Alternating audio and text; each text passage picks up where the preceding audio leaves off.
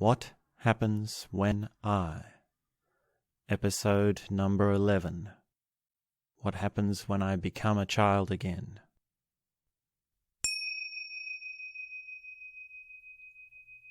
Okay, well, this should be fun, shouldn't it? Right?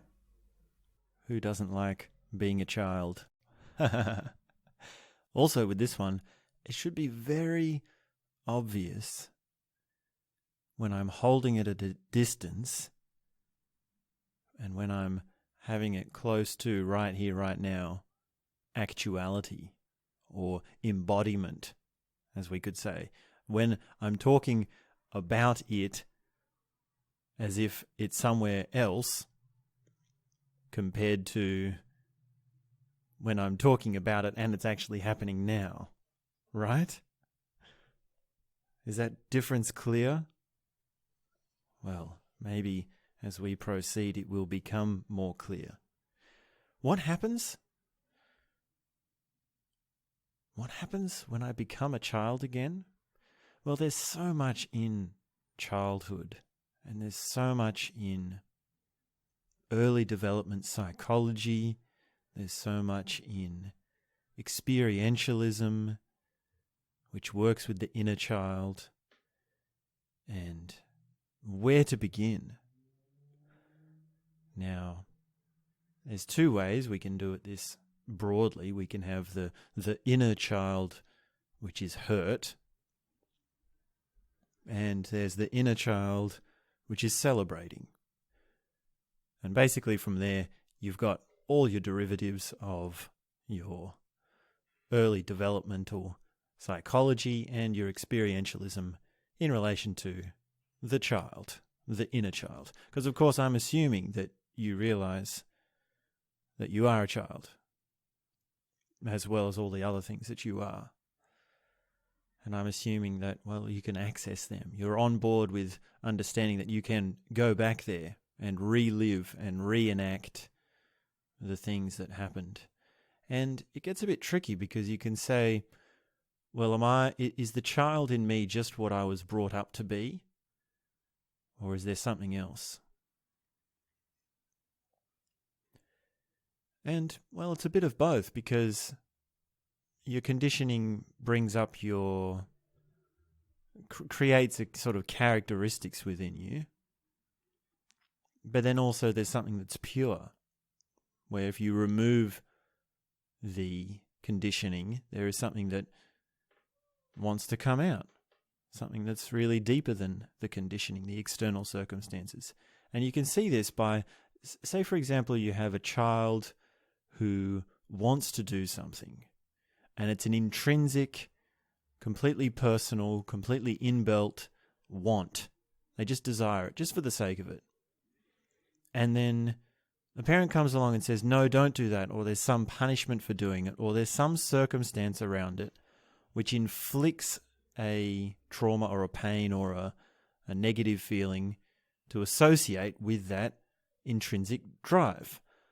Well, then now the child's going to grow up. Let's say the child grows up with saying, okay, well, I want to do this, but there's a guilt associated with it. There's a positive feeling and there's a negative feeling at the same time.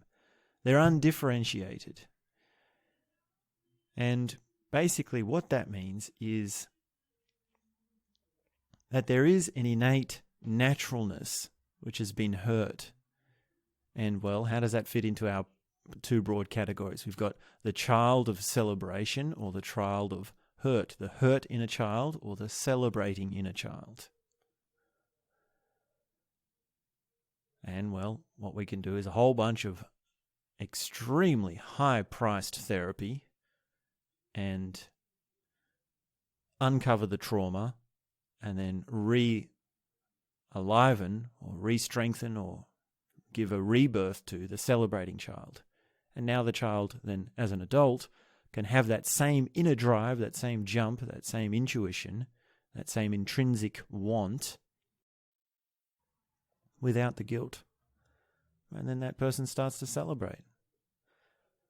And it's not all negative. I mean, it might be that the inner child or the child, the person in their childhood is encouraged in something and built up in something. So it's not all negative. And you could argue that, say, well, you need to also undo the conditioning of the positive things. You need to undo all of your conditioning, both trauma and encouragement, to become yourself, your pure self. And, well, there's some merit to that. There is some worth in that. I mean, what is a child? A child is pure. A child is untainted. A child is natural. But a child is also undifferentiated. A child is also ignorant. A child is also just plain annoying, unsocialized, if we can be frank. So it's a little different to say what happens. Like, let's do some permutations on this question. What happens when I become a child again is different to what was I like as a child. Different again to what happened to me as a child that I say now influenced or affected my adult life. And, well, really what we're saying is what is your place now? We're not regressing back to childhood. We're saying, what is it like now to consciously go back into childhood? And there's a lot of sort of sideway head trips as well that go along with this, like, oh, you're just acting like a child. You weren't really like that as a child.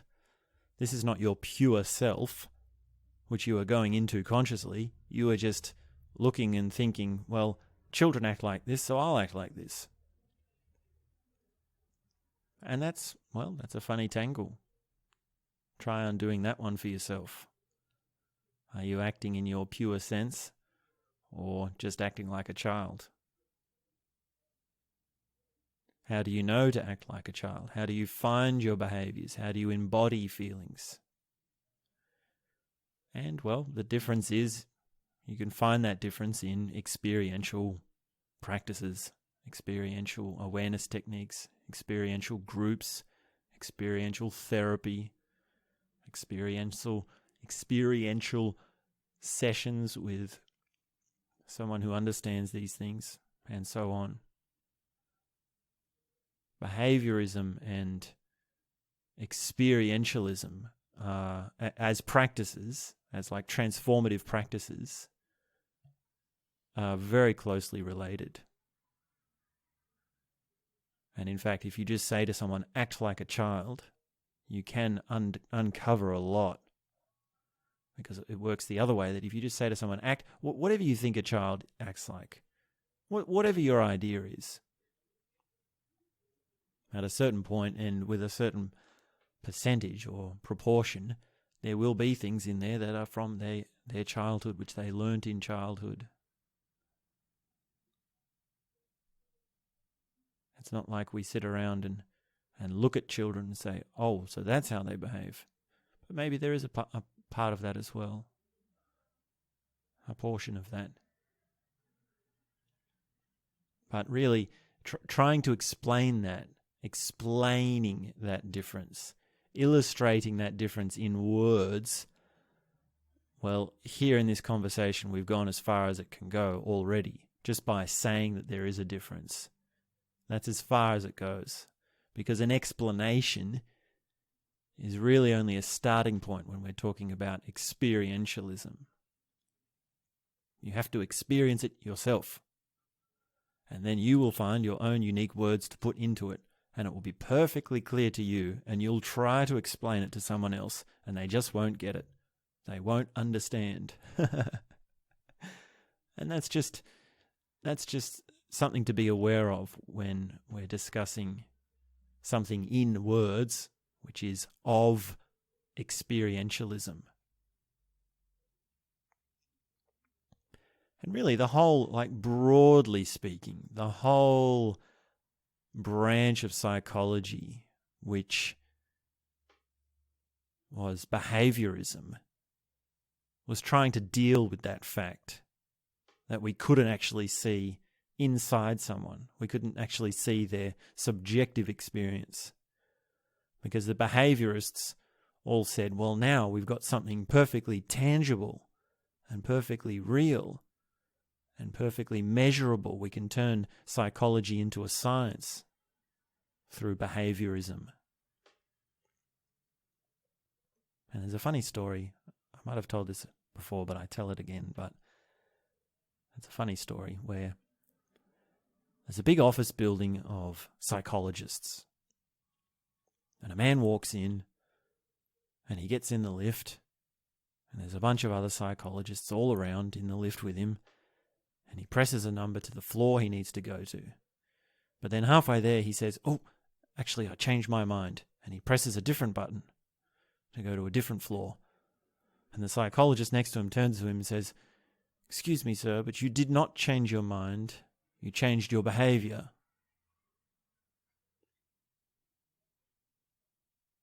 So I like that story. I'll probably tell it again some other day. I hope you don't mind. And everything that I have said so far today, which I have probably also said at some point already today and some other days, has been a distraction from the actual question at point. What happens when I become a child again? So let's take this as let's take all of this as just dabbling around in explanations, and let's get cracking right into, and now that I've pointed it out to you, you can see the difference, you'll hear the difference. Let's get right down into an honest answer to this question. What happens when I become a child again? Well, I smile easily. My eyes open up. When I become a child again, things seem interesting. Sometimes mundane things, objects, and I stop and I just goggle at them and say, oh my goodness, what is that? Like, I don't understand. I become very curious. I have a lot of fun. When I become a child again, I feel very playful. I feel very happy. I laugh very easily. I walk differently. I've sort of got this walk, which is sort of more upright, and there's a bounce in the step. That's a good answer. What happens when I become a child again? I have a bounce in my steps, like a skip. And also my hands change. It's sort of like my walk and my posture and my hands change. The way I use my hands. It's sort of like, it's quite hard to describe, but they're in different positions. I hold them in different positions. And it's more detailed. And it's more sort of, the gestures are sort of funny and weird, and they feel different. Like, I feel different in my hands. It's very much a thing. Like, I've got this one gesture where I raise a finger and I sort of use it to accentuate, and I point upwards with it. Like, I don't point at the person, but I sort of point upwards and I use it to accentuate what I'm saying. So that's some things that happen when I become a child again. I also talk differently. I speak in simple English with short sentences, and there's sort of a bubbly tone. Like how would I do this if I put this on? Like, oh, I also refer to myself in third person. That's sometimes something that happens. And I guess, well, when every adult acts like a child, maybe it's normal. But what is it like? I'm trying to think of some of the things I say. I would say, like, I feel happy. But it's like, it's more authentic than that. It's more deep. Like, it's really, well, that's another thing, is when I speak simple and I become a child again, my words are more aligned with how I actually feel. And what else do I say? Like, what are the sort of things? I would say, let's go. Or, which way to go? This way to go. Something is happening. Dosta is happy. I feel happy.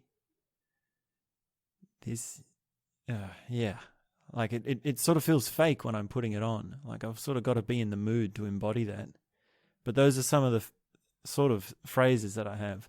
And then before, like it was sort of weird before because then, like maybe my inner child behaviors have changed since what happened. Oh, do you have to bring that up? Try not to talk about that too often. But before, I was like, this makes me very happy. This makes me very sad. This makes me very sad. This makes me very sad. Those sort of phrases. And then I've also sort of got my own words like Sunakapunda. Sunakapunda. Edapingdabao. Yeah, raise a finger. Point at the ceiling with one finger and say Edapingdabao. Edapingdabao. It's a funny expression. It means like cowabunga or yippee or something like that. It's sort of an expression of joy, excitement, and fun. So if I was to jump onto a bed, I would say, "Eda ping da bow," sort of like that. And this makes me very happy. And, well, I mean, I feel like I can't really go into it. I don't feel like going into it right now. I feel like I'm really stuck in just explaining mode, teacher mode. And maybe that's enough to illustrate what it's like or what happens when I become a child again. When I become a child again, I'm more open to people. I'm more friendly in the conversations and approaching people, and I don't have the usual sort of anxiety or cloud around social approaching or breaking the ice so much. I mean, I'm pretty okay with it. It depends. I mean, it's hard to speak about such things so broadly. What happens when I become a child again? I feel vulnerable. Like I can feel like it's not all positive emotions. It can also be very sad. And the sad in a child is sort of like a whimpering, oh, like begging for sympathy sort of feeling, which is sad, but not really sad. It's sort of like a flamboyant, over the top sad. That happens when I'm doing the inner child. Doing the inner child. Like what happens to me? And we always come back to this again and again, which is what does it mean to have something happening? It's like I can talk about my feelings, my emotions, my behaviors, my speech. What about thinking? Does thinking come into it? No, I don't think so. I don't really think much. When I'm a child again, I'm really deeply in perceptions. I'm really interested in like what's in front of my eyes. So I could say I'm very present. I'm very present with the immediate surrounds. There's not much thinking happening. There's not analyzing or thinking or contemplating or any of that. None of that.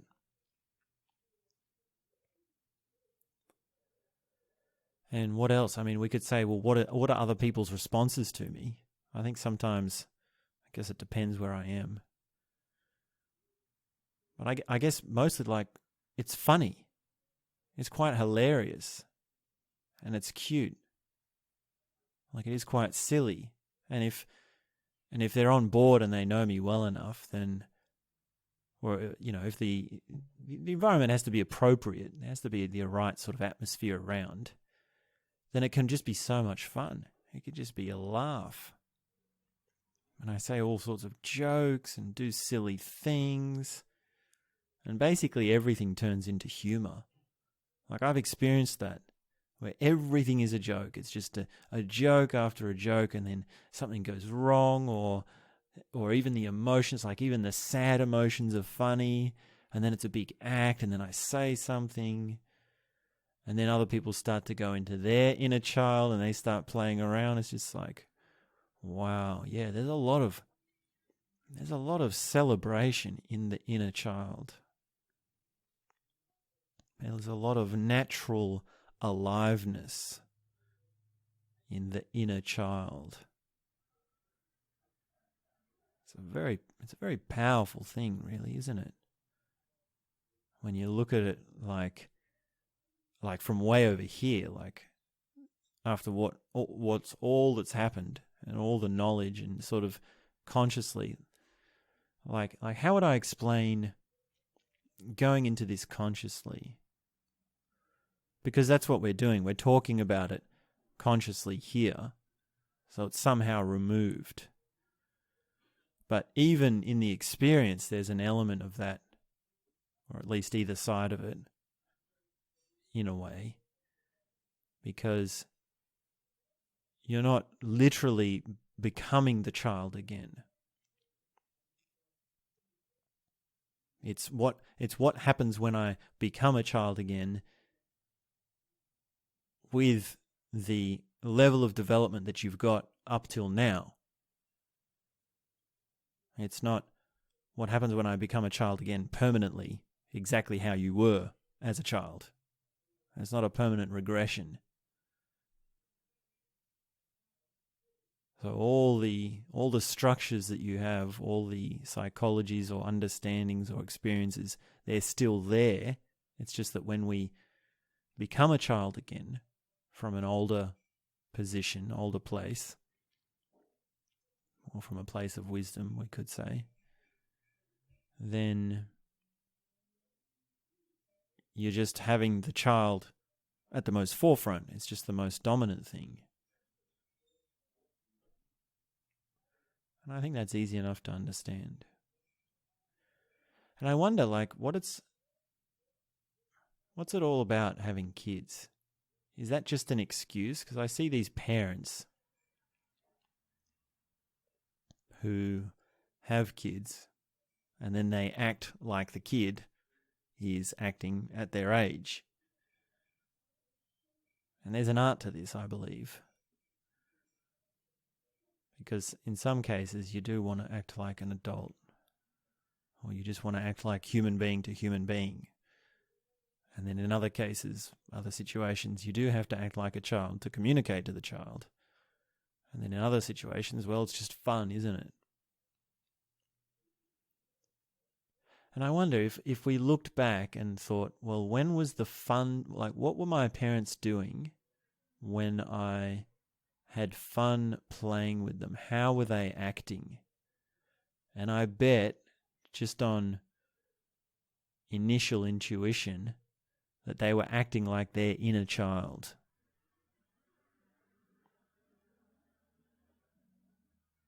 I can't remember much about playing with my parents. That's a pretty deep skewer to go into. Can you remember playing with your parents as a child? You might have to go pretty far back, because at a certain point you start playing with other kids, right? You don't play with adults, you play with kids. And then pretty soon after that, you just play with yourself.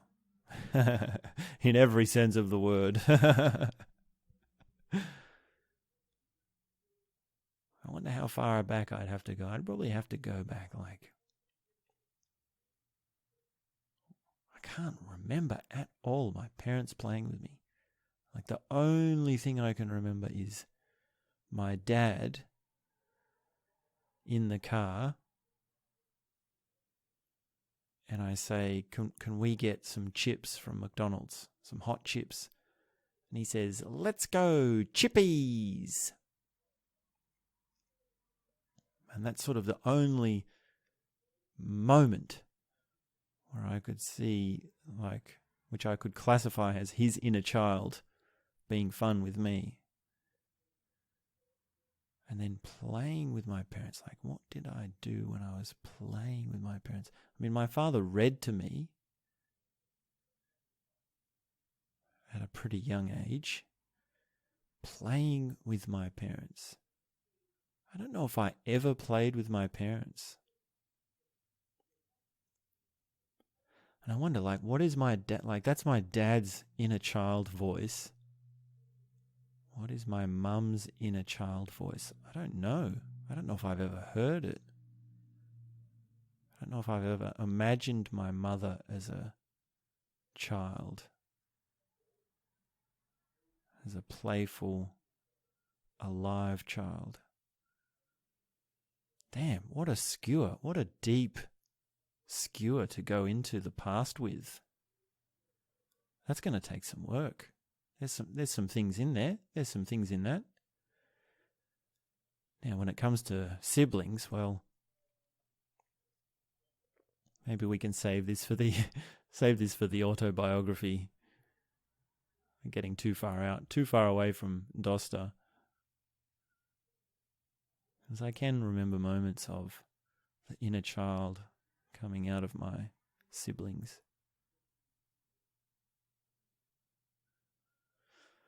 But let's get back on point. Let's bring it back home. Let's bring it back to the current situation. What happens when I become a child again? Well, I learn something new. I become more integrated. I have more variety of my inner world. I have more variety of my behaviors. I have more understanding of my behaviors. I have more freedom of my behaviors. I have more innocence, which affects my perception. Innocence and perception are related. How so? Well, expand on that. Well, to perceive, you really have to perceive is to receive. That can be our catchphrase, our takeaway insight. To perceive something means to receive it. It goes into the eyeballs, into the ears. You're receiving it. And if you're walking around thinking like, oh yeah, I'm really enlightened, oh, I'm really highly developed, I've done all this meditation, I'm really good at perceiving, my perceptions are opening up. Yeah, I really want to perceive, or I really want to improve my vision, improve my sight. Then that's sort of like, you're full of yourself. There's too much of you in that. You can never perceive something more closely out of a determination, a will, in a hard sense. Like there's got to be some commitment. There's got to be some sort of resolve. But resolve is different to determination. And innocence, well, innocence is like, well, I don't know anything. I'm not trying to do anything. Or at least in this conversation, it's like that. Innocence in a child is just awe. Innocence and awe is well, the child's like, what? I have no way of making sense of what's in front of my eyes. And really that's true all the time, if we think deep enough about it. Like, do you know what's happening right in front of your eyes right now? It might take a fair dose of innocence to to confuse yourself there.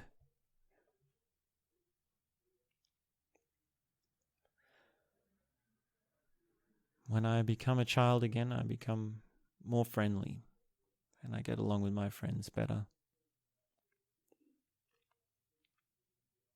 And my emotions seem simple but more real. They're sort of more simple but more honest, which means they're more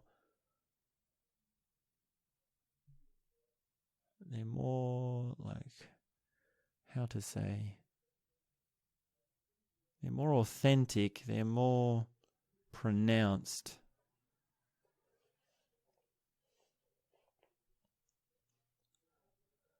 And it's not always the happy ones, it's sometimes the sad ones. Like I feel sad.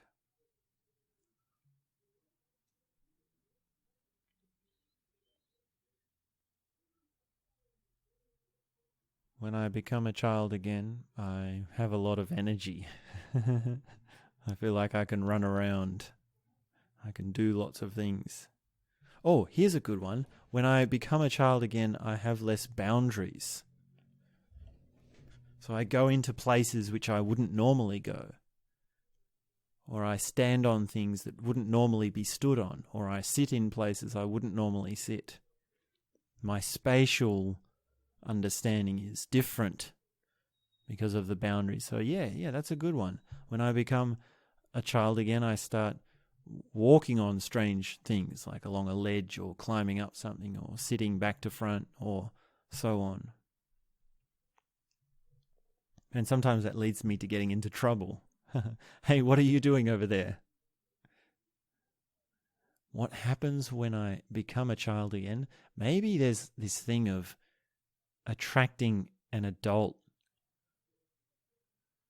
You know, as if to say that for every negative, a positive has to occur, or for every anomaly, an equation has to occur, or for every equation, an anomaly has to occur, a remainder has to occur, or what's a better way to put this? You can't have a child without an adult. So by becoming a child again, someone sort of naturally falls into that role. It's so funny because I'm thinking now, like, what is the exact scenario I'm thinking?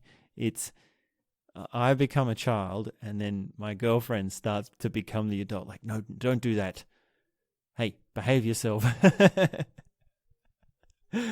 Oh.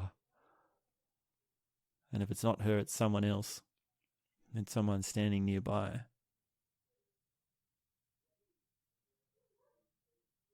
There's something so strange about the child voice. And it's not available right now. I thought when we started talking today that it would be available and I'd be able to just go into it. But it's really, I mean, what does that say? That says that, it says sort of that it can't be an act. It says that it can't be sort of like on and off switch. Like what does it take to go into the inner child? You just say, hey, be a child, and then boom, it's done. Well, no, you've got to have sort of a contrived environment.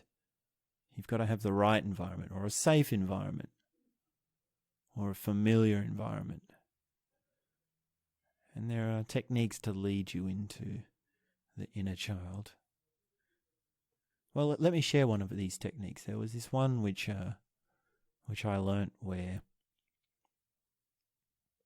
with your dominant hand, so if you're right-handed, you use your right, you write a question to your inner child and you word it as if you were an adult speaking to a child. So you have to actually speak pretty simple and you have to make it understandable to your inner child. And then you close your eyes and you wait, and you put your pen in the other hand. So if you're right-handed, you put it in your left hand, and then you write the answer. And that's a way of communicating with your inner child. And you can sort of go back and forth between these. And if you really do it carefully, it can open you up to very deep connections of different parts within yourself. And the friend that told me about this technique, who I heard this from, she said,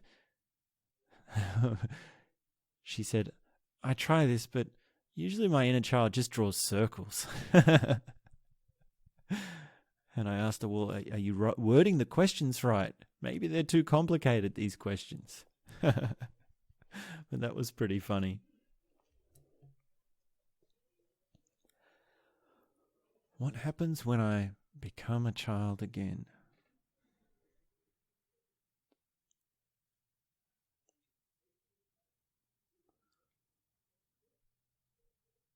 Time goes quickly, but it feels slow.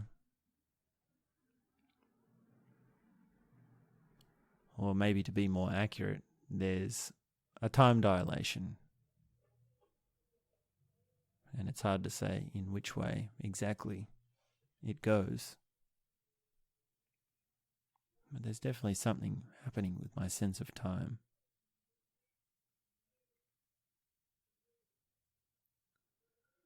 When I become a child again, well, I become very playful. It's really the only answer.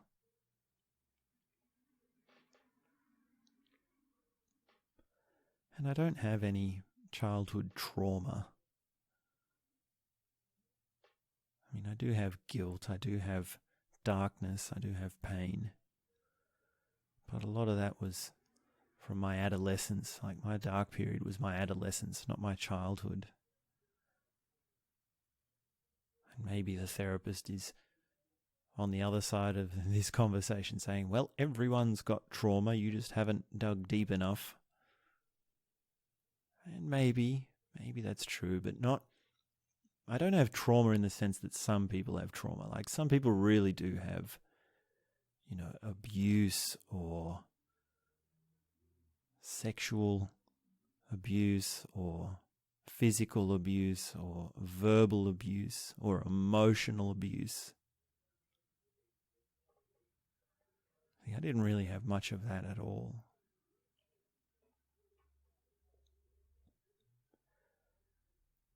So what happens when I become a child again? Well, something I should do more often.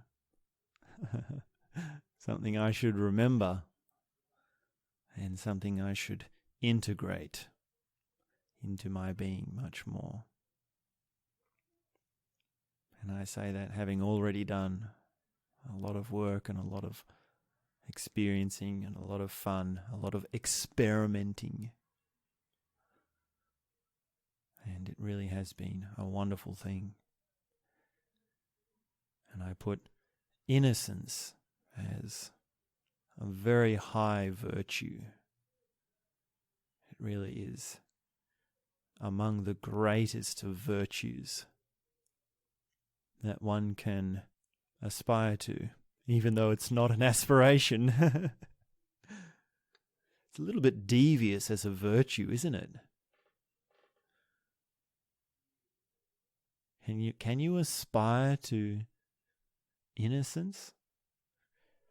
Well, we'd have to do some funny gymnastics with our words, aspiration, or some explanations. So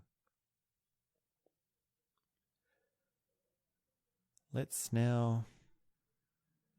keep pondering what happens when I become a child again.